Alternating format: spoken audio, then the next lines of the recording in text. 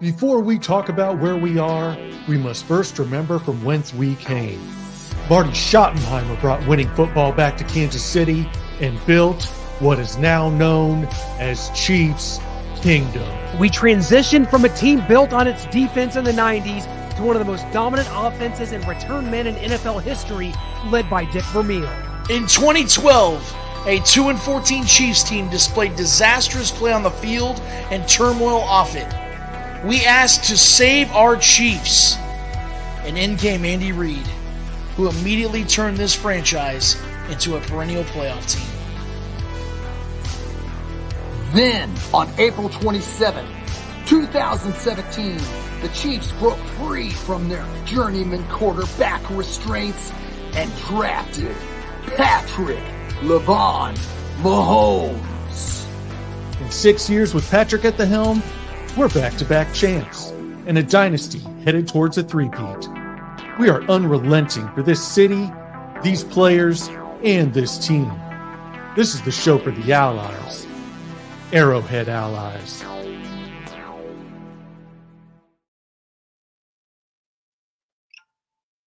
Arrowhead Allies 8-0 edition. I know things get slightly better here every week. It's what we do here as the Chiefs have stormed to an 8-0 start. And to talk about it, we're going to be welcoming our good friend, Kansas City Chiefs kicker from 1980 through 1993, Nick Lowery's here to get a little 8-0 rep right here, baby. Nick, how you doing, my friend? Hey, let's not forget the 94 playoffs, man. We went to the AFC Championship game, and if Bruce Smith, who's become a good friend, hadn't hit Joe Montana after I kicked my second field goal, and we're only down 20-13 with Joe Montana on the 25-yard line going in to tie the score, and then Joe got maybe the worst concussion of his life and didn't get back in the game. So we were this close to going to the Super Bowl, and obviously proving how hard it is to get to the Super Bowl. And now we are like little kids, spoiled little kids with too much candy every day because we are so darn. This team, the Chiefs, are so ridiculously good. I think we got to remember that.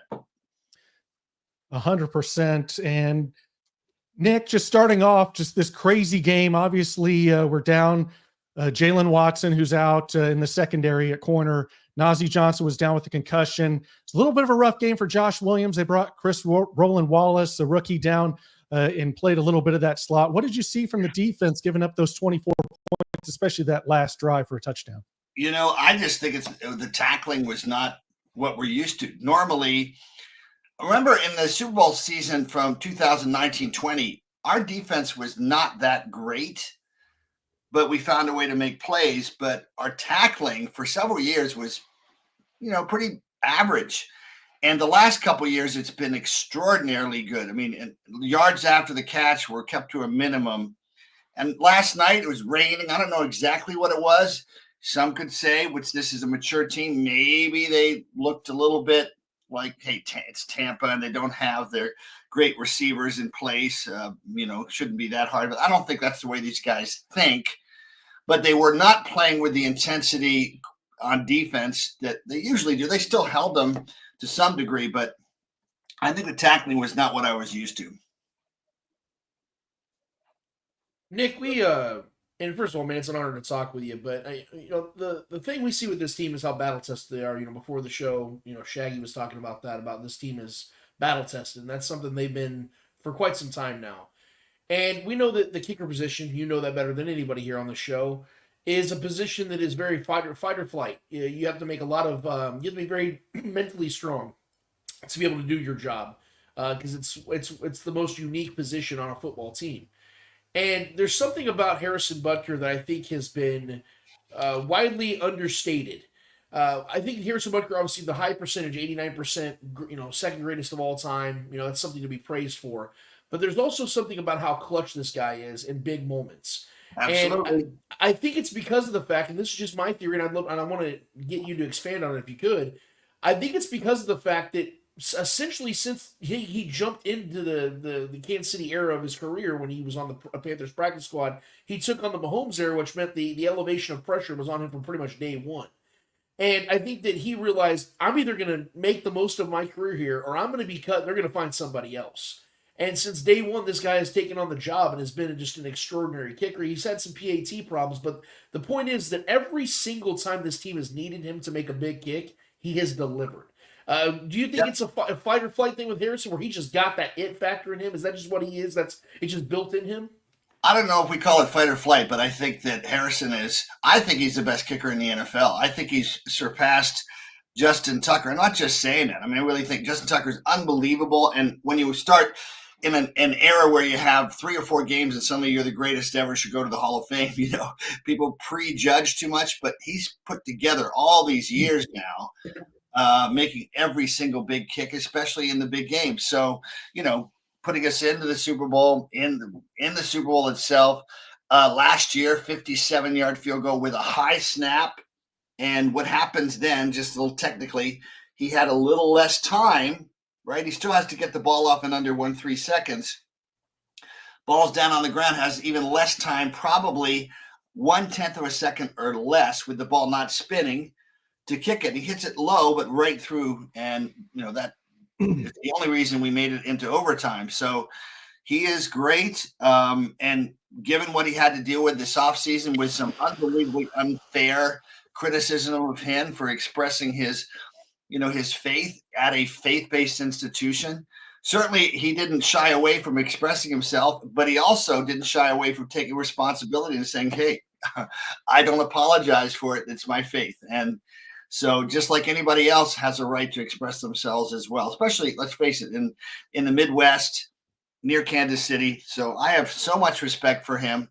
And most importantly, maybe more than even his performance, is what his teammates feel about him and say about him, which is he's just a great person. So my friend, Dr. Andrew Jacobs, has worked with him. And people ask me if I, talk to him, coach, and I'm like, I stay away, man. I don't want to screw it up. He doesn't my help. Nick, we are seeing an era where kickers are completing just unbelievable feats of long field goals. I mean, back when you were playing, you're obviously one of the great kickers of your time and of all time. 3-time Pro Bowler. I mean, so many memorable seven different All-Pro teams during my career. That says it all. And these days, you've got a guy like Tyler Bass who lines up and makes a 61-yard field goal, and he's a kicker that struggled and has been nearly out of a job at times. And we just say, 61-yard field goal walk-off. And at the same time, on College Game Day, I don't know if you watch College Game Day on Saturdays, they got people trying 33-yard field goals. And Nick, it's never been so disastrous. People are not able to line up and hit it. There's hundreds of thousands of dollars on the line. And they're striking them. Yeah, it's so much harder than people think. And just here's a couple quick stats for you. First of all, you got to get the ball not only accurate, but you have to hit it over 11 guys, averaging, the guys in the middle of the line are 6'4", 6'5", 6'6". They've got 35 to 40-inch vertical leaps. They've got 35-inch arms. So you've got to get it 12 feet high within 21 feet, within 20 feet. So I want you to think about how high that is within 21 feet as one more factor. So, yeah, the ability to kick a field goal is not as easy as you think. And then you're actually seeing the ball for under 0.2 of a second as it's spinning and stops spinning. And then you have to hit it through those tiny uprights that look like tweezers during a game when there are, 10, 15 million people watching on TV and 80,000. So, yeah, I do mention that Brian Barker, our former punter, myself, Jan Stennert has brought it up to me. If you look at the stats from about 10 years ago, when they started breaking the balls in, the balls are broken in. They make a big deal out of inflate gate or deflate gate. And yet this is every single week the balls are broken in. So if you're looking at the stats, the average punt, average kickoff, average field, everything went up 5 yards. Boom. And so kickers are better. Field conditions are much better. I used to say kicking on game fields now is more like kicking out of the fairway, whereas you used to hit out of the rough. Now it's almost like a putting green. You got to give credit to the landscaping crew, which was born out of George Toma, one of my dear friends, the sod father himself, the one that did all of the Super Bowls for about, 30 years or something. So it does make it easier. Kickers are better, and the standards are higher too. I mean, you miss one, And look at all the really long field goals now. It really is extraordinary, and you got to give them credit. Tyler Bass, that's the same Tyler Bass that, thank God, missed that field goal, right? That gave us a chance to beat Buffalo and keep on going. So, Yeah. Everybody's human. We got to remember that. We know, for instance, a guy named Patrick Mahomes, for the first game out of 8, he didn't throw an interception, right? Yeah. And yet we also know, because we see him in full context, he's the winningest, most winning quarterback we've ever seen. I put him above Joe Namath. I think if we win 3 in a row, which I think we have a real good shot to do if we stay healthy, especially if we get back Juju Smith-Schuster and maybe Hollywood Brown, that makes our offense look pretty scary. And if we solve particularly our left tackle, but our tackle issues in protecting the quarterback, then just watch out, because Kareem Hunt's been extraordinary. Then you got Isaiah Pacheco coming back. Then you've got Samaje Perine, who's, I think, great. I mean, we have a great stable of running backs, and then we haven't even mentioned Clyde Edwards-Helaire. So a little bit more protection savvy, defense continuing to improve, stay healthy, because Jalen Watson, that is, when you combine that with L'Jarius Sneed, that, those are some big losses. But that's the measure of a great team. Let's wipe the slate clean. The thing that stands out the most is, as bad as we played at times last night, we keep finding a way to win. And the level of efficiency, if you guys heard the radio broadcast from the Tampa Bay radio network, they were already plunging knives into their chests during the final drive. They knew, just like the Super Bowl, we were just going to go right down the field. The focus and efficiency when our buddy Patrick is dialed in, there is nothing like it. And you got to combine that, of course, with amazing play calling. So this is the thing. I'm sure you guys have talked about it, but I'm just going to mention it. Marty, if we had a play that was going to work, Marty was not always afraid to say, we're going to look you in the eye and tell you we're going to run the same play and we know you can't stop it. Andy will know that too, but he won't run it twice or 3 times. He'll hold it back. And then when we really need it in the fourth quarter with a minute, 10 seconds left with one timeout or whatever, he brings in those things. So he holds things back. I also think that Steve Spags does the same thing. He knows certain plays, certain, rushes and blitzes will work, certain plays, certain schemes, but they hold back a little bit more than a lot of other coaching staffs do, because they know in the end, those final 2, 3, 4 minutes, that's nut cutting time and overtime. And that's why we are so scary. And this team goes to a different gear. You know how most cars have 4 or 5 gears? We go to 7th gear in those situations. Yeah. 100%. Appreciate you joining us again today, Nick. Always love having you I love on. the fashion show, man. We got the man with the coolest beard, Lance. Then you got an awesome beard, Shaggy Shane. I appreciate you. I mean, Hey. we got a fashion parade. I mean, I love it. Hey, Nick, when you came to the Chiefs and started kicking for us in 1980, we still had quarterbacks holding, but you did have punter Bob Grubb as your holder. But still, throughout the early 80s, you had Steve Fuller and Bill Kinney as your holders. Yeah. And then in the early 90s, it began to transition to the punters being the holder.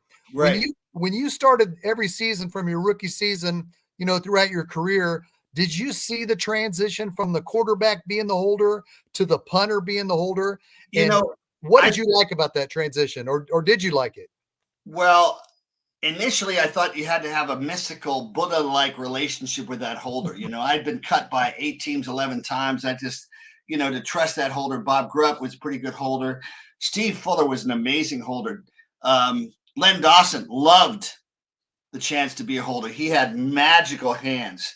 Steve Fuller had magical hands. Bill Kinney had very good hands. Steve Pullor was my holder 90, 91, 92. I mean, so he was really good for a couple of years. And that 90 season, I had 24 in a row. 91, I had 22 in a row. 21 in a row. 92, was 22 for 24. And, by that time, I'd had about 14 different holders. so after a while, you basically notice the guys that like to put in the work. And if you put in the work like Brian Barker did, you ended up being pretty good. I was a little concerned when they let go of Tommy Thompson because, what he had become when he wanted to focus. Tommy was a little spacey at times. Great punter. He was a great holder. And that transition, when you're at that level, one or two bad holds. It could simply be that the ball's on the ground and a great holder knows how to still get it up in time so you can see it. I'll give you an example. Brian Barker, game-winning field goal, left hash, 37 yards. I remember these things against, I think it was Cleveland. Look it up, 1993 season. Game-winning field goal, and the snap's way back here, way behind him. He catches it, and I just simply slow down everything, including my leg. I just knew I could slow it down just enough so that he had time to get the ball down, and it sort of slowly went up and through, and we had a game-winning field goal early in that season with Joe Montana. And then the next week, we had a nice little Game 5 field goals against on all our points against the Broncos on national TV. And the next morning, USA Today's headline at the top of the page was "Kicker Upstages Montana," which I showed to Joe, and he gave me this sign. Oops. Joe didn't like me. He was used to kickers being like little kids, Yeah, I remember a lot of your game-winning kicks. I remember a lot of your game-winning kicks. That's why I was just curious. I remember the game-winning kick you had against the Chargers in '86 in San Diego when I think Bill Kinney was your holder. So I was just curious if you liked that transition from quarterback to punter.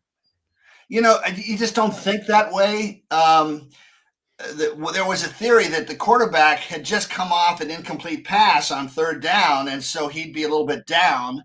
So he might not be as focused, but Bill was a professional.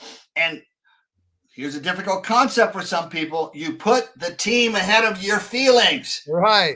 Get the damn thing done. Make the field goal. Score the points. Whatever you have to do. And a coach and obviously the scouts and particularly the general manager will notice the guys that clearly have that. And what's great about this team is that's who they are. As much as you want to say about Travis Kelce doing 4,000 different advertisements and Patrick Mahomes, which they do, they always put the team first. And they make sure all their teammates know that too. So, and they own their stuff, right? Patrick will be the first to say, I screwed up, So I love the fact that here we are not playing that well and still finding ways to win. And just watch out, because as you remember, on Christmas, the day was it Christmas Day against the Raiders? Sure. Yes. And we had a lousy game. And had a lousy game, and it was the end of the world. And then we went from fourth gear to seventh gear the next week, and it was over. See ya. Wouldn't want to be there. Well, Nick, you mentioned Christmas Day, so I wanted to ask you I know the team, they have to focus week to week, take the next opponent and not look too far ahead. But us here, we're not on the team, so we can be prognosticators, look ahead, get in our crystal ball. I'm going to make you Andy Reid, Nick, and it gets to that Christmas Day game. The Chiefs play the Texans on a Saturday. Then they play the Steelers on Christmas on a Wednesday. It's a short turnaround. We're undefeated at that moment. We've locked up the 1 seed. Do you play your starters down the stretch, or do you sit them getting ready for that playoff run and try to get for the future? Okay, if I'm Andy Reid, I'm going to remember last year I was at the extra game, the 17th game. I came with my friend who's a big Chiefs fan, Russell Hitchcock, the lead singer for Air Supply. I brought him to 2 games love Air Supply in Kansas City. I'm all out of love. I'm so lost without you. And we were at SoFi Stadium, and we didn't have our best game, but we still found a way to win. And the guys were rested. I remember seeing, Kelce and Patrick on the sidelines, right? Out of shoulder pads, et cetera. And it was like, and if you think about it, I don't like the teams, like the Jets, my other team briefly, not playing their starters and not playing a guy that had missed virtually the entire previous season, even if he was a quarterback, not playing at all. You got to get used to, even as a kicker, I know he's got to get used to game conditions. And obviously there's a conditioning to being hit. And that's what Marty knew. But having said that, I think resting is for the most part good. And you could argue if they come in for a quarter, is it really worth it? So that's a judgment of the coach. It worked last year like a dream. And I would say the argument would be to do the same thing. Why? Because our bye week was so early this year. We're going to need a break at the end of the season. And by the way, for the listeners, if you didn't know this, it was a 14-game season way back in 74. Then they switched. Yeah. And then it became 16. Now it's 17. It's probably going to become 18 in the next couple of years. So, you do have to be careful about the conditioning, not just the aerobic conditioning, but just all the pounding guys' bodies take. So, Yeah, just for the record, it's not every day that you have the Chiefs all-time leading scorer compliment you on your beard game, so I just wanted to throw that out there. That's pretty awesome. My ego is definitely inflated today, so thank you. Lance, I also want to say, I always say this about guys with beards like you and Shaggy, is how's your earned run average? Because most of the guys that have beards like you guys have like 1.6 earned run averages. You always have good earned run. So are you a relief pitcher for the Royals too in your spare time or what? I can throw a knuckle curve. I'm a lefty, man. Yeah, but Nick, you brought something up, and first of all, I love the fact that you alluded to the optimism that's coming with the health that's coming the Chiefs' way on the offensive side and defensive side, also with Charles Omenihu. And in the coming weeks, but you mentioned Pacheco, you mentioned potential of Hollywood Brown. Obviously, Juju Smith-Schuster is going to return at some point. But you did mention something earlier, and Clint, I know you want to close your ears on this because this has to do with the offensive line. But Nick, you did talk about the one real true problem on this team, and it is the left tackle. And I'm somebody, and the guys that are sitting on this panel know very well where I stand on this, is that I think the Chiefs are making a major mistake right now. I think that they're playing a guy out of position, out of fear. I think that Kingsley Suamataia was brought here to be the left tackle. He struggled early, and I think the Chiefs panicked. And I think they moved off of him a little too quickly, and that's a position, and I'm not trying to tell you how it is. You played this game, but you have to learn sometimes through the fire. You have to cut your teeth through the live rounds. And I understand it's a risk, but it's an even bigger risk to me to stun his growth and put Wanye Morris over there, who's been getting beat senselessly every single week and is not putting up good grades every single week. So he's not an upgrade. So I'm sitting here and I'm confused, and I need you to kind of lead me to the water here of what the hell is happening here, because I think Kingsley is missing opportunities to develop into that left tackle. Do you agree, or do you see it differently? Well, I don't, okay, I love the way in media they're going to take everything out of context. So I'm still going to put in my context, which is I am a kicker. I'm not Andy Reid. I'm not the former left tackle for Jim McMahon at BYU. But I'm going to give you the common sense answer that I believe echoes what you're saying, which is it really impossible to have Kingsley come in every third series for 10 plays, 8 plays, whatever, and do that at least once in the first half, once in the second half? For that very reason, because when you've got film on you against a real person, because they never go at that same rate in practice, right? And when you've got, a powerful guy, what was the name of the guy from Samoa, from Tampa? Huge guy. Vita Vea. Yeah, scary guys. He puts so much pressure on Wanye, and also, maybe it rests him so he's a little bit more fresh. Right? If every third series Kingsley comes in and they talk about, each other, they communicate as well. For that reason also, when you play your non-starters, I think it probably does a little bit for team morale going into the playoffs, just a little bit, because there's nothing like playing in a game. It's just a few plays, just to feel like you've done it under fire. But Andy is, every great coach is a great psychologist. Mike Tomlin, I love him. Mike Tomlin is a little bit like Marty Schottenheimer. In the playoffs, he's not been winning. And what separates out Andy Reid and Spags is their ability to make adjustments in the game, particularly at halftime. Before Andy went in last night, he interviewed him at halftime. He said, we're going to make some adjustments, and I just love to see how they adjust to what's happening in the game. That's a different level of intelligence. And here's my other piece that makes the Chiefs and Mike Veach hopefully more appreciated by some people is you can do all the stuff in the combine, bench press, 40-yard dash, cone drill, agility, character. But what it really is I call it the Teddy Bruschi factor, which is the kind of player that Bill Belichick looked for, Tom Brady looked for, and Andy Reid, et cetera, look for, which is in-game intelligence, the ability of a Duron Cherry, 4.8, 40, 4.7, whatever he was, but always there, anticipating, great vision. Marcus Allen, great wide set eyes, incredible vision. You want players that can see the field and can anticipate. They have that intelligence to apply a game plan that's a static game plan, has to be applied to the ad lib jazz, if you will, music on the field. And that's why this team's so damn good, is the players come into that culture. It makes them raise their game because they know the standard that's expected of them, which is not just going through the game plan and say, I do this, but really visualizing. One of the best examples of that, by the way, Priest Holmes. I mean, in 3 years, the guy had almost 60 touchdowns. He had 60 touchdowns. Yep. And on a Saturday, for all of you out there that have kids, this is a great role model for you. Priest Holmes, after everybody left, would walk through or jog through every play on his own, visualize it on the field just one more time. Because as you watched him when he ran, he was the most decisive running back I've ever seen. He would just boom, boom, boom, boom, boom. No hesitation at all.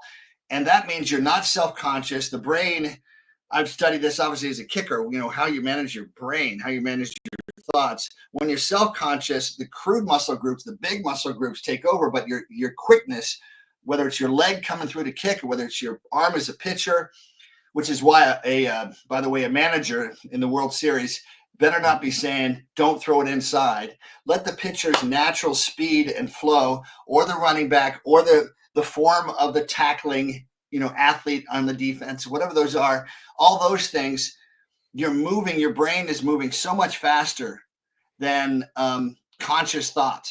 And you got players that understand that and have done their homework. And so they've rehearsed it like actors so that when it happens, it's just immediate instinct and reaction.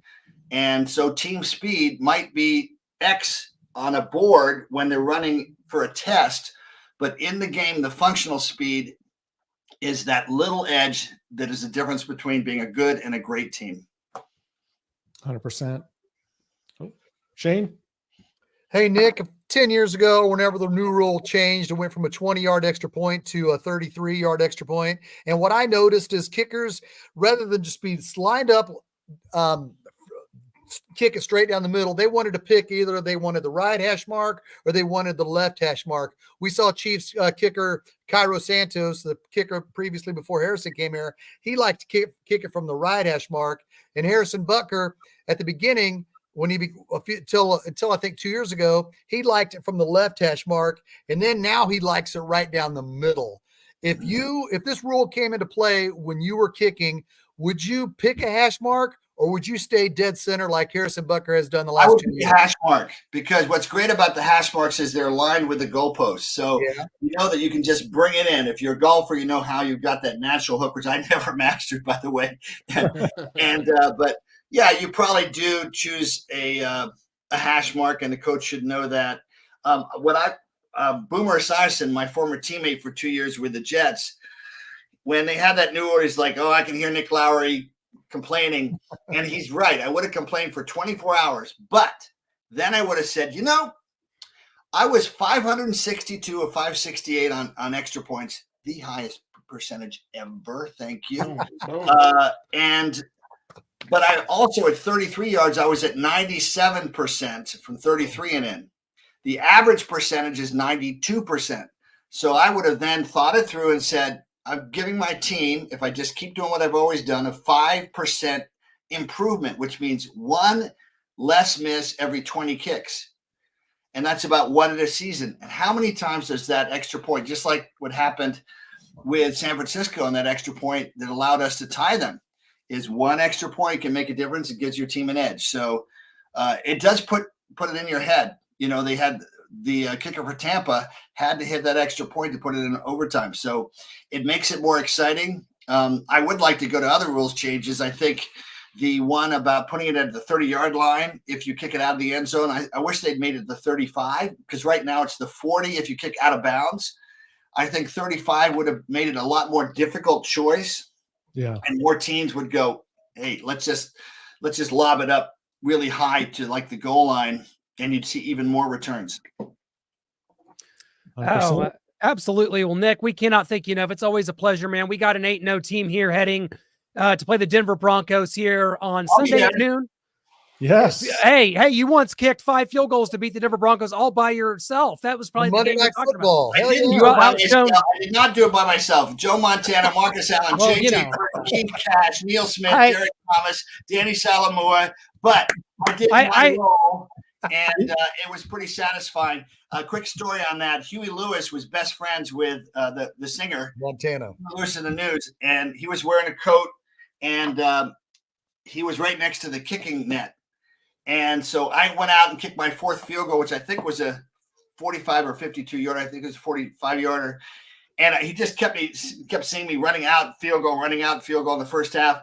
And I kicked the 5th one in the second half. And when I came back for the 4th one, he looked at me and he goes, "You enjoy this, don't you?" And I'm like, hell yeah. It was so fun to have rock stars on the sideline. Yeah. I think the Chiefs have some actors and stars there. Those are some of the really fun moments. And frankly, having a Joe Montana, he was a living rock star. I mean, it really was pretty awesome to have him. He would make jokes in the huddle and just keep everybody relaxed, and a very different style from Tom Brady. And, you know, everybody has their unique style. I will say Patrick's the best, though. He is the real deal. He's relaxed. He's humble. Love him to death. He's awesome. Love it, Nick. Thank you so much, my friend. Appreciate it as always, buddy. Thank you, Nick. You guys are awesome. Always an honor. That's your Kansas City Chiefs all-time leading scorer and Hall of Famer, my friends. Thank you so much. Nick Lowery, baby. Nick Lowery likes my beard. Y'all can't tell me shit. Life Nick Lowery likes my placating. Anyway, so you shut him down. The Buccaneers were standing on the logo there in Arrowhead. Didn't go well for the Raiders. Went, I guess, a little better for the Bucs, but both are losses. So there's varying degrees here. But they're standing on the logo, and DeAndre Hopkins and the Chiefs are just dancing on them, making them look like fools, doing the Remember the Titans. We love it. How it started, how it ended. You want to stand on our logo? We'll send you home 4-5. You know, the Bucs were on their pay. I think the Tampa Bay Buccaneers, minus these injuries, guys, in seriousness, were on their way to an NFC South title before these injuries struck. Baker Mayfield, one of the leading passers in the National Football League. You talk about a resurgent career. That offense, one of the top passing offenses in the NFL, still gave the Chiefs trouble. And we're going to talk about the fact that the Chiefs have a bit of a weakness here now at the corner position. The injuries have finally kind of started to hurt them. But for Tampa Bay, you know, they were, as a desperate team, the Chiefs to come out ahead here with the Bucs, you know, meeting at the Arrowhead in the midfield. You know, they go home with an L. They're 4-5, and their playoff hopes are now hanging by a thread. And that's a good football team that's probably going to miss the playoffs. Yeah, we make a lot of graphics around here. We like to get ahead of things, and so I was seeing how that game was going, that late touchdown, and so I was just making this in case they went for 2. Obviously, remember Home Alone? He's fell down this hole. He's looking up at it. Wow, what a loss! And I thought that's what it was, but instead Baker stole the show after he lost that coin toss, looking up at the heavens, wondering what's going on. Wow, what a loss! I love him. I love that reaction though, because Baker is like, "Oh, that's how I would have reacted had." Yes. You know, that's how I would react back in the day when the Broncos would win the coin toss in overtime, as they always did. It would lead to a Jason Elam 42-yard field goal inevitably every time, or the Raiders with Sebastian Janikowski, and that would be me going, "Oh." These days we have overtime rules that are at least allow for a chance to come back, but not when you go down the field and score a touchdown, just like the Chiefs did in Super Bowl 58, just like they did on Monday night. The Chiefs are closers. They're the best in the business at it. There is a gentle, wonderful, just really warm and cozy science to the way the Chiefs win football games. And it's time we embrace it, love it, and just live in this world, because it's hard, guys. It's hard. We're not a hungry fan base anymore. Like I said, before we came on, I said we're rocky from Rocky 3 after he'd already had 10 title defenses, and he's sitting there with fur coats, making out with Adrian in the park, riding his Harley. That's what we are, and we've got to embrace it, but you've got to still let the team on the field keep that hunger, and they're keeping that fire, and they're doing it for all of us because we can't get up for every game. As fans, we can't do it after 3 Super Bowl titles. Am I wrong? No, I don't think you're wrong, and it was something we alluded to before the show that I'm glad we're going to bring back up as you talk about, finding almost like a new chip on your shoulder. Michael Jordan talked about this when they were going through their dynasties and the Bulls of the 90s, where you have to find something that motivates you. And Clint, you brought something up earlier about the new mid-season acquisitions the Chiefs have made, with Kareem Hunt bringing him back home and finally landing D-Hop, as I have been bitching for 2 years now, because now we see what the recipe is when he's here, and it's cooking, boys. It's cooking something tasty, Emerald style out there with him and Patrick Mahomes, as I like to call the Mahop connection. But no, there's a new pressure on the Chiefs, and it's a good pressure, guys. You saw it in full effect last night, because for the first time in what seems to be forever, the Chiefs' defense wasn't very good. And you would have thought of all the games on their schedule with Mike Evans and Chris Godwin out and just a banged-up Bucs team just pleading, kind of like when Ric Flair's asking Shawn Michaels to give him the Sweet Chin music. It felt like that, right? Oh, yeah, I can get my wrestling references, damn it. I got mine. Thank you. And so it felt like that. Despite that, though, the Chiefs' defense was not sharp. They looked lost and looked beat a lot of times. A lot of underneath stuff was beating them. And what do you know?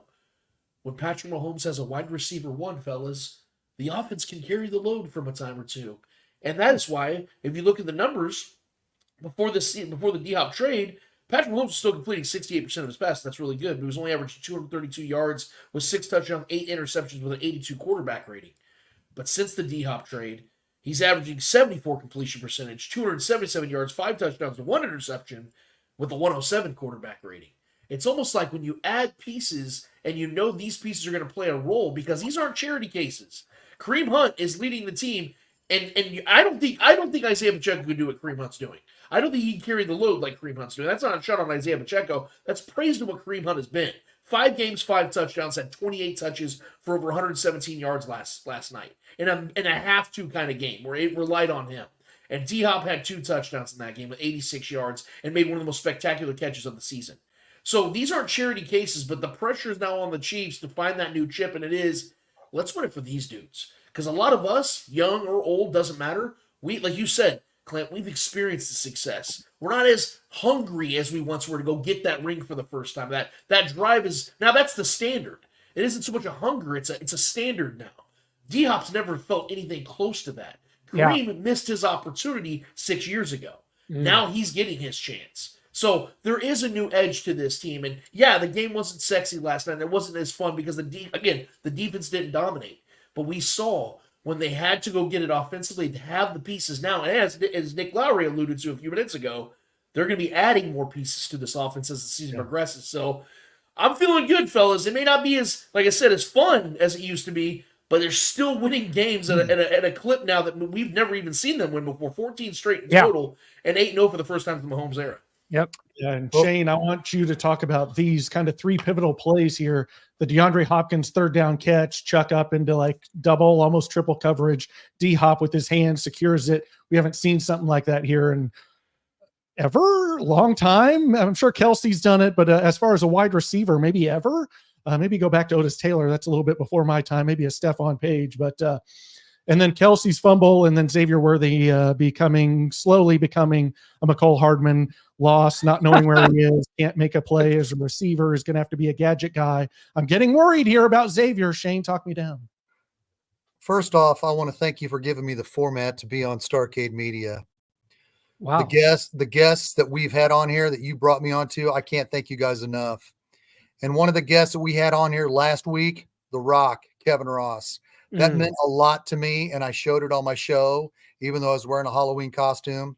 Kevin Ross drugged the Tampa Bay Buccaneers to the 50-yard line at Arrowhead Stadium. You know why? Because that Arrowhead means a lot to The Rock. I will not mock Kevin Ross for getting on the logo with his team, because Kevin Ross bleeds red and yellow. He may have won a Super Bowl championship with the Buccaneers, but damn it, if Kevin Ross wants to take the Buccaneers to the 50-yard line before the game, The Rock gets a free pass. Now, specifically to this moment, Xavier Worthy, you got to get your feet down. You got to get your feet down. That was a that was our first drive. We can go up 7-0. We didn't get anything because Mahomes got sacked. So that was a pivotal game changer. My daughter had Xavier Worthy, my oldest daughter, Tara, in Seattle, who's watching us right now. She's got Xavier Worthy on her fantasy team. And you know what? She got -1 from Xavier Worthy last night. Overall, his points was -1. I bet you would have been a little bit more if he would have kept his feet in bounds. But he's a rookie. He'll learn from it. Travis Kelce, you can't be fumbling the football, buddy, especially with Taylor Swift there to see you. Taylor Swift could have stayed home in her home state in Pennsylvania and endorsed Kamala Harris, but she came to watch you play, Travis. You can't be fumbling the football, all right? But Travis knows that. You know it hurt him more than it hurt me. The 14 catches. We're good. We like that. Yes, we love that. 14 catches for 90 yards. Yeah, definitely. 100, Definitely. 100. Thank you, Lance. And is it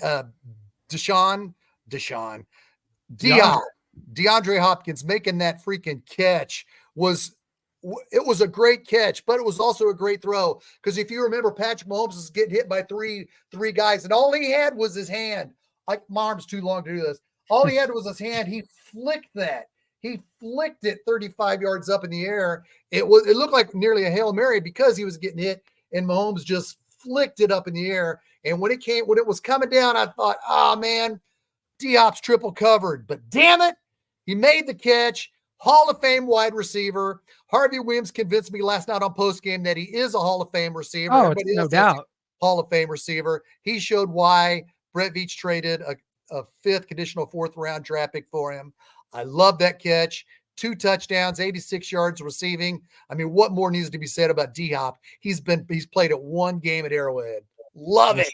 Yes, and Shane mentioned a flick of the ball there. The next time Mahomes would flick the ball out, it would be to Samaje Perine, and he would come up limping and hurt. He sprained his left ankle, sprained it again, and obviously there Andy was going to take him out, put in Carson Wentz, and he said, I told him I was going to take him out, and he wanted to fight me.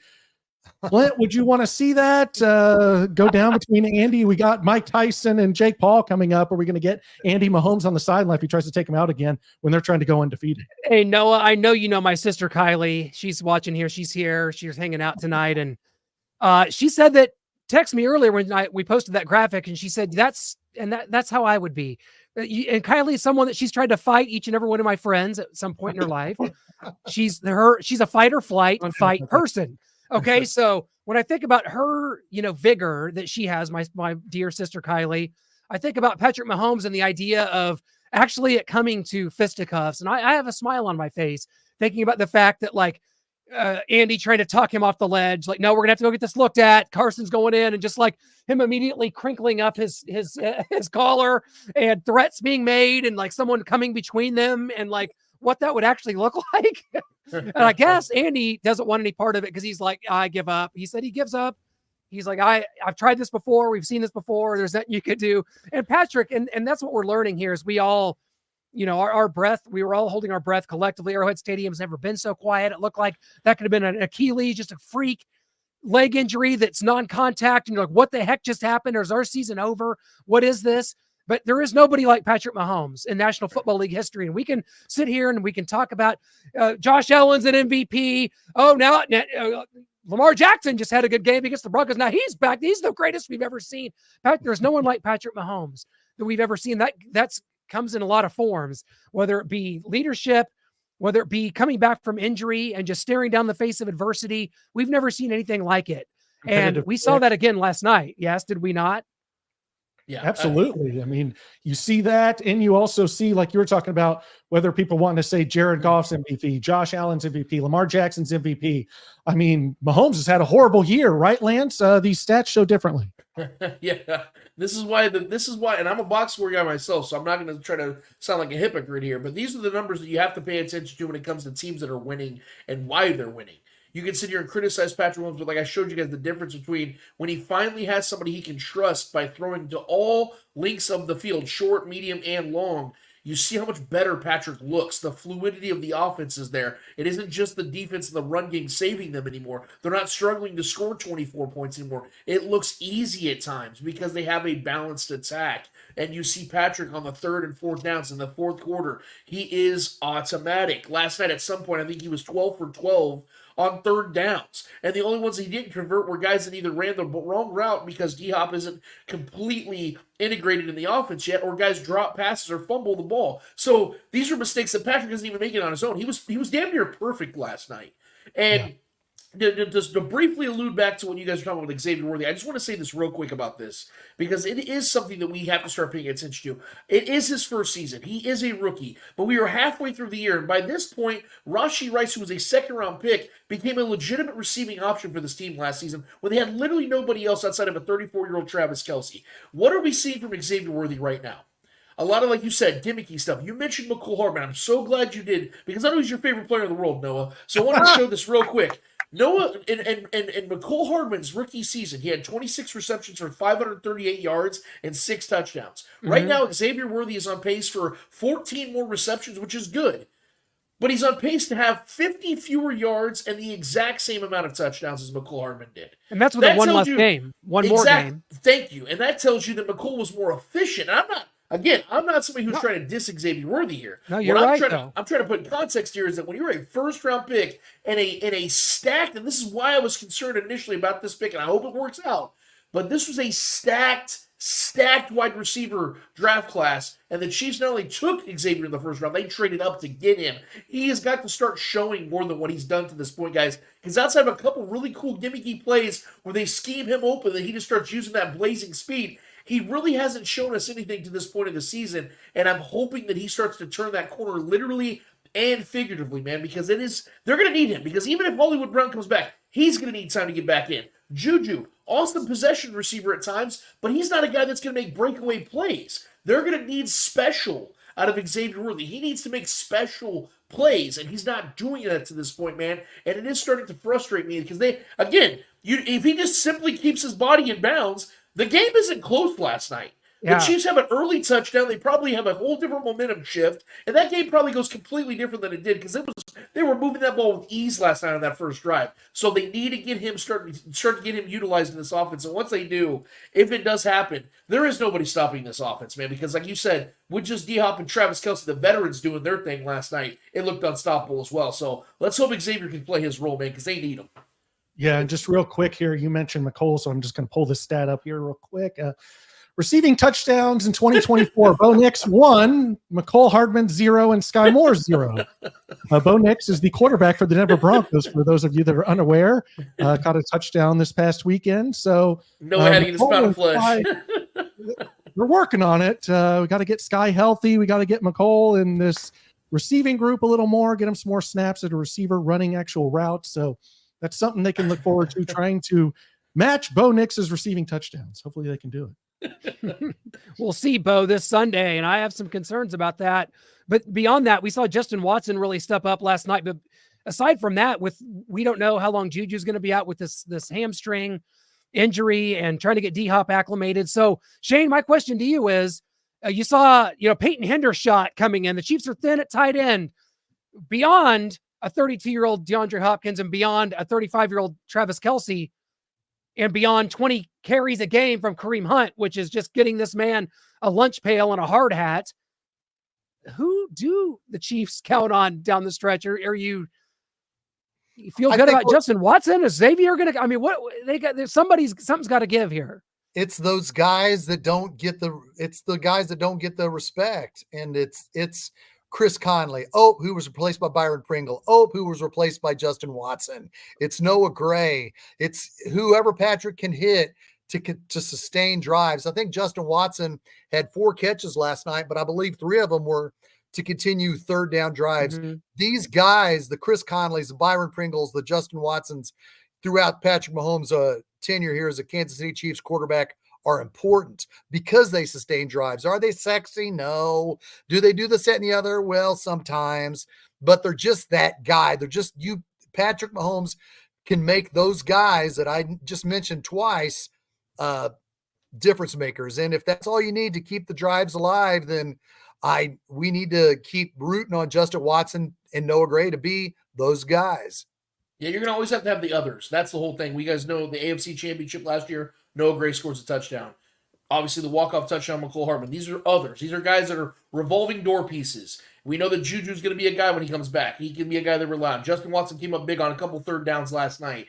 Those are the guys that Andy Reid likes to use because they're a challenge for him. He gets to, really dig deep into his coaching schemes with those kind of guys. We know that D-Hop, Travis Kelce, as long as those guys are healthy, they're going to play the roles as the, caped hero guys, the guys that Patrick Mahomes can rely on in a crunch. But we know that Andy Reid's going to scheme things up with some of these others that are familiar with the system, just do their jobs. Having Pacheco and Juju back is going to be such a big thing for this team, especially down the stretch when they're nearing towards December, when they're figuring out if they're going to be a team that goes to the undefeated thing, if they're going to continue to be that team. And I'm, Nick brought that up about the rest factor. Guys, you got to remember this. If the Chiefs lock up the 1 seed, they're going to have a week of rest. So that's the whole thing we got to think about. So if perfection is on the table, if they're looking at 14, 15, and 0, they got to go for it because they're going to lock up the 1 seed anyway. So you might as well play the guys. I understand you want to get that rest. You're going to get that rest. It's going to give you that week off. So, and do you want 2 weeks? That's a exactly. That's rust right there. Man. You don't want Steelers, that. Broncos, a week off. Like, how much rest you can be scared of injuries all you want, but then you go into the rust factor. Well, we haven't played in 3 weeks. Let's play some football. Playoffs. Everything's on the line. And we're going to be sharp. Yeah. But today was the trade deadline, and we've got some alerts here that the Chiefs were in on Marshawn Lattimore, but the Commanders gave up way too much. The Chiefs don't even have a 4th to play with because, yes, they traded a conditional 5th for DeAndre Hopkins to the Titans, but if he plays 60% of the snaps and the Chiefs are in the Super Bowl, that moves to a 4, so they can't really trade away that 4th because that is tied up in DeAndre Hopkins. Washington also gave up a 3rd and a 6th, so just became too rich for the Chiefs' blood. They would have probably had to give up a 2nd or something, or move into different years and start giving multiple 3rds or a 3rd and a 4th in 2026. So just became too expensive. And Tre'Davious White, we're not sure how much he has left with the Rams. Obviously, they just swapped 7ths there. So the Ravens are just kind of grasping at straws. Maybe he's got something left. I would have liked to see the Chiefs add a corner, but it just didn't work, so I'm not going to crush them for it. Yeah. Yeah, the Ravens needed somebody else to give up touchdowns, so that's why they went and got Tre'Davious White. They just needed to add more bad cornerbacks that are way past their time. And I get the Marshawn Lattimore move. I totally understand it, but like you said, I mean, that's a when you have Jay Daniels on a rookie deal, these are the kind of moves you make. You know what I mean? We remember the Mahomes rookie deal. They went and signed Sammy Watkins to the lucrative deal. They went and signed guys. They went and got Frank Clark. Like, these are the things Orlando you do. Ron Parker, baby. Oh, no. But there's also Mike Edwards was not being played. Instead, they went with Damar Hamlin. That's questionable considering what he was able to do here in Kansas City. But maybe that's just Spags in Kansas City knowing how to use players that other teams say, what they don't work here. What's going on? They stink here. And then they go back to Kansas City and they're wonderful. So I'm wondering, since Mike Edwards asked for his release and was granted his release by the Buffalo Bills, if the Chiefs will bring him back. I know he's not a corner, he's a safety, but there's a lot of talk of possibly bringing him back, and that can allow Chamari Connor can move down, play some corner because he's versatile, did that in college, and the Chiefs need the corner help, so Chamari may have to switch his role and play more corner than expected if they make this move. If they can make if they can make that happen, just how you alluded that to, moving Connor to a corner and bringing Mike Edwards, I'd be all over it. He was a hell of a freaking asset last year when Justin Reed was out. Brian Cook was out when he got hurt. So he filled in solidly with that last year. I'd bring him back definitely for depth purposes, but like according to waivers, am I right? He's got to go past all the other teams until they get up to us, right? So we'd be the last team to take him. Is that how that works? Correct? Well, I think there's a veteran thing where he doesn't go on waivers if you sign him quickly, within the first 24 hours or something like that. So 24 or 48 hours. So I didn't see anything about Pelissero when he talked about there having clear waivers for anything to happen. So I think he's a guy that anybody can literally sign if he wants to go there.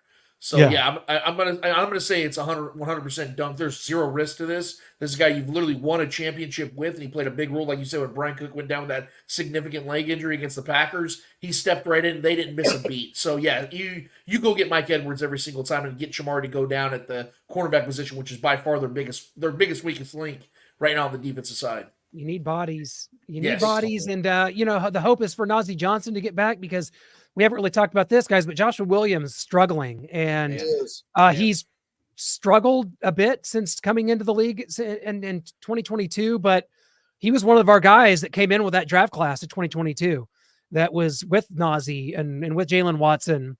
And he's a guy that's had to play important football, important downs in the AFC Championship game in 2022. He was relegated to more of a backup role last year. But Noah, from what you saw last night and some of these no-name receivers for Tampa that had success, did you see that as a glaring weakness? Absolutely. I saw it even when Najee Johnson was here. They were kind of picking on Najee. They put Josh Williams in there because Nazee's down with a concussion. They're picking on Josh Williams. They're finding Chris Roland Wallace, who I was kind of wondering why he was in there. They brought up a Keith Taylor for corner. I thought maybe they'd use him, but they moved Chris Roland Wallace down. And so I'm just kind of questioning what they're doing there. Obviously, there's other names out there. There was Greg Newsome. There was Jonathan Jones for the Patriots, Greg Newsome the second for the Browns, other corners that were out there. I guess maybe it was too rich and the Chiefs didn't like those deals that the Browns and Patriots are asking for those corners. And maybe they trust their guys or just trust their overall defense. Like, yeah, we might be weak at the second corner spot, but we trust our overall defense to figure this out, Spags, to bring pressures and be able to move things around. Maybe they knew the writing was on the wall with Mike Edwards, and that's a move that they were planning on, and Shamari Connor being able to move down the corner like we thought. So would have liked a corner. Obviously, the Chiefs would have too, but Marshawn Lattimore is who they had their eyes on. It's just too rich for our blood right now. But got Patrick Mahomes, we got Travis Kelce, we got Andy Reid. We like to say that all the time. As long as you got those guys and Spags, I think everything's good here in Kansas City. That's what we should call the show, really. I mean, that's what this is all about. You got these guys. Welcome into the show. I love it. Just this era, Taylor Swift there last night with her leather Chiefs jacket or skirt or thigh-high boots. I mean, it felt big when you had, Monday Night Countdown with Jason Kelce and an unusually subdued Jason Kelce, forced to make some sort of, statement about his phone breaking incident. And instead of, I felt we got kind of robbed. Like, we did not get like hyped up, chugging beers, hitting beer bongs in the parking lot. Jason Kelce. We got Jason Kelce with like a suit on, like freaking Mick Foley when they made him the corporate champion, sitting there in a suit and, talking like he was on Valium or something. I did not like that version of Jason Kelce. Other than that, we had star-studded power. Arrowhead Stadium was the place to be on a rain-soaked night. And then we head on to the Denver Broncos, which that's going to be the next test. It's a team that I think is, a Sean Payton coach team that they're solid. They're better than they were a year ago. Bo Nix is coming along. The defense is really solid. They got exposed a bit last week by the Ravens, but I don't know if we're ready for predictions yet. This is going to be a battle for the Chiefs. You guys are going to be shocked to learn this.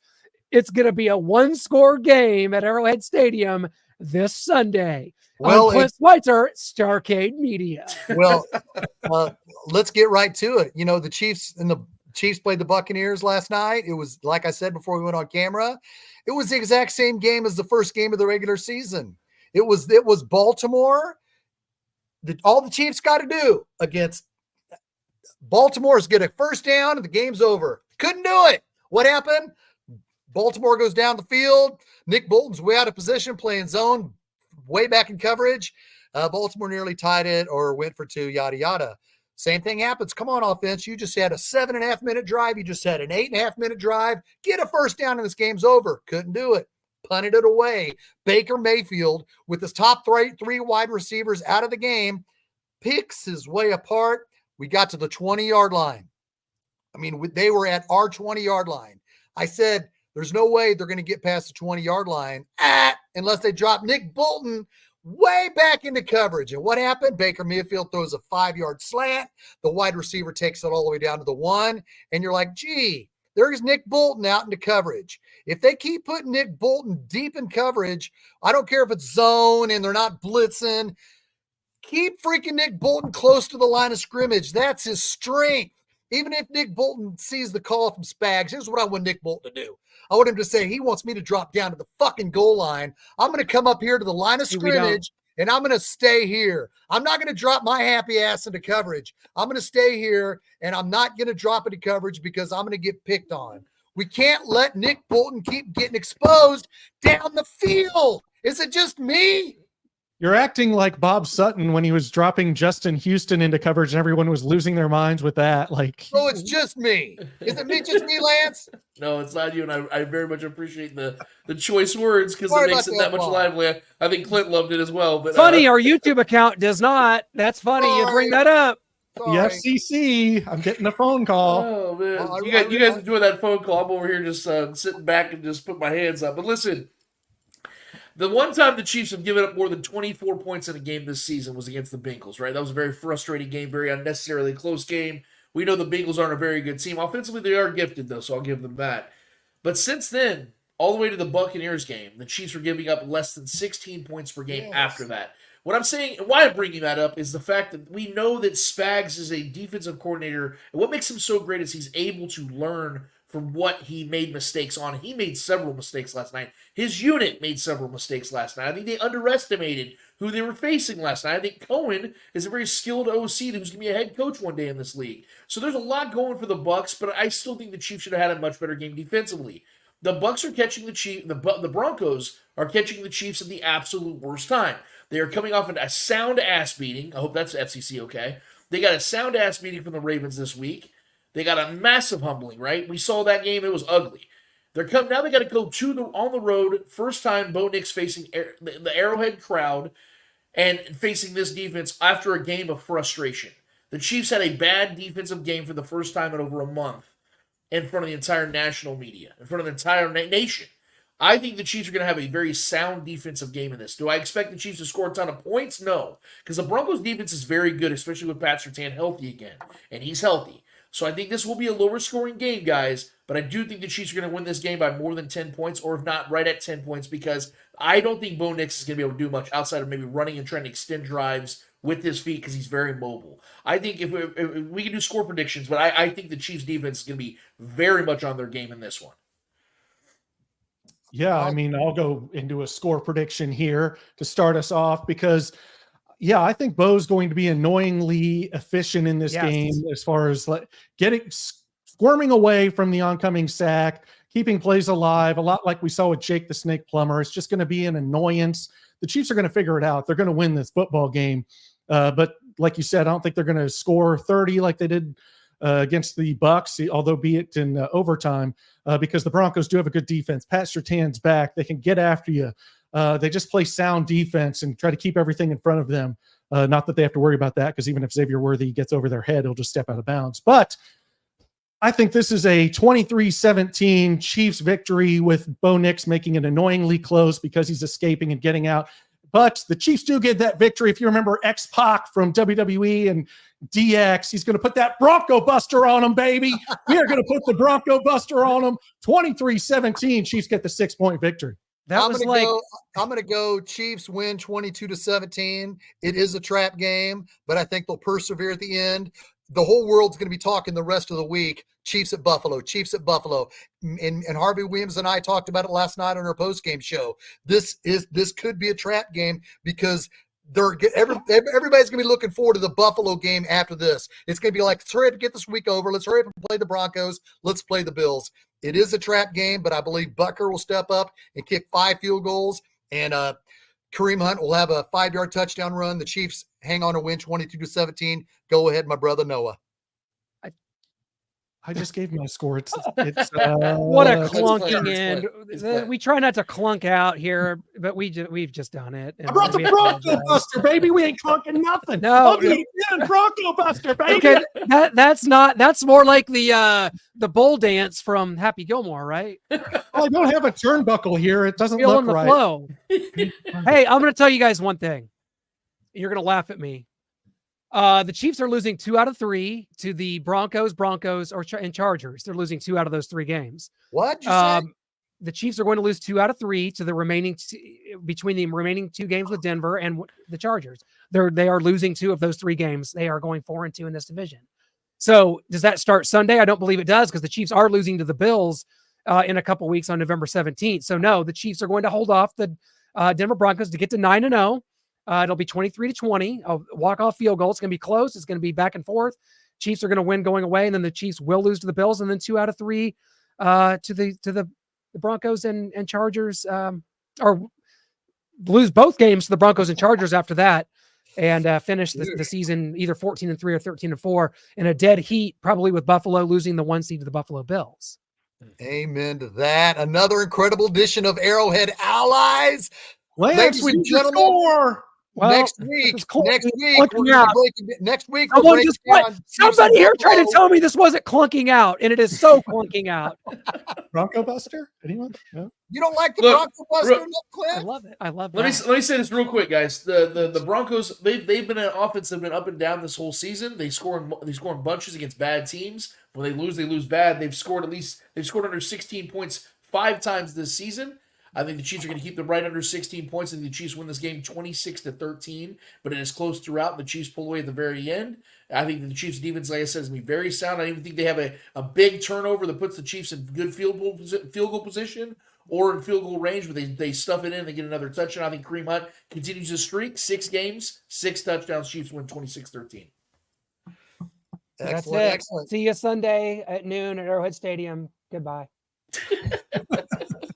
Tune in Sunday immediately after this noon start. We got a noon start. Chiefs it's clunking out again. After the game, tune in to War Chant Wrap Up with Harvey Williams and myself. Before that, on Saturday, tune in to Lance Twidwell of the Spoken. Clint has checked out. He just wants to get those election updates. Until next Tuesday, this is Shaggy Shane saying, Go Chiefs! Go Chiefs!